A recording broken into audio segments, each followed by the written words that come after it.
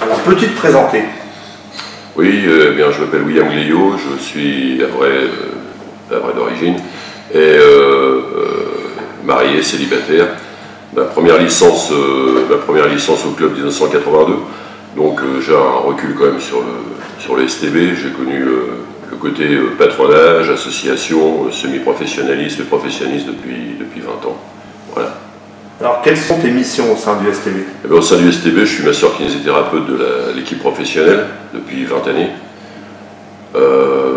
Donc j'interviens régulièrement avant tous les entraînements, au cours des entraînements, parfois après les entraînements aussi des problèmes de petites blessures, voilà.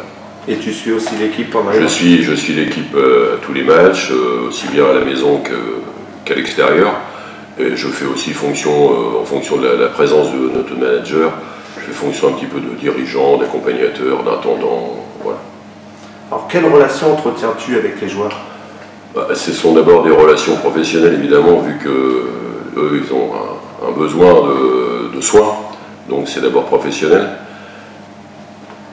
Et ensuite, ce sont des relations aussi amicales, parce que j'ai quand même connu des joueurs cadets, espoirs, j'ai vu des joueurs se marier, avoir des enfants, et maintenant ils ont une trentaine d'années, donc il y a un côté professionnel évident et un côté aussi amical.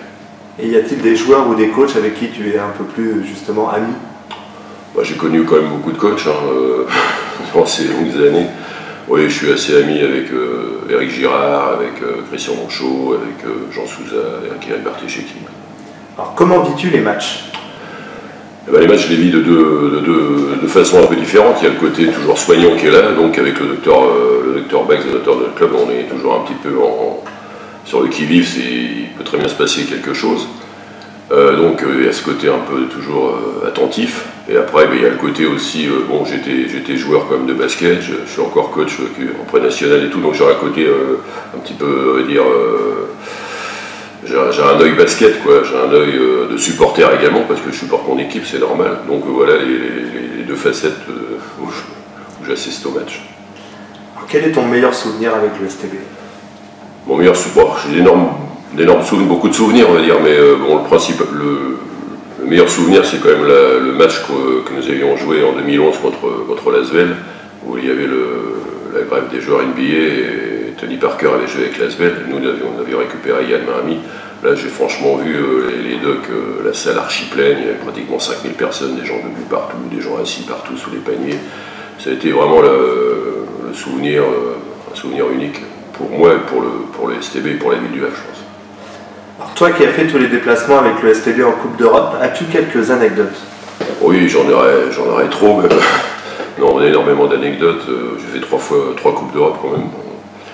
Ouais, je peux vous donner une petite anecdote. Nous étions en déplacement en Lituanie, et nous avions un changement d'avion à Copenhague, au Danemark.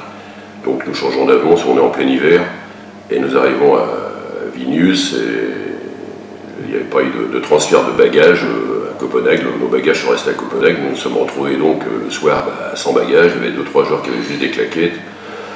En plus, nous étions logés dans une espèce d'école, c'était même pas un hôtel. Donc heureusement, une petite supérette à côté de là où nous logions, et nous avons pu acheter les rudiments, quoi, dentifrice, brosse à dents, etc.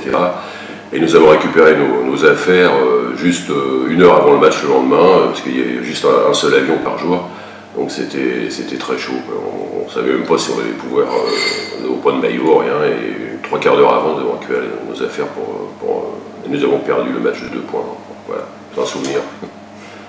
Alors, as-tu un dernier mot, remerciement, éventuellement? Bah oui, remerciements.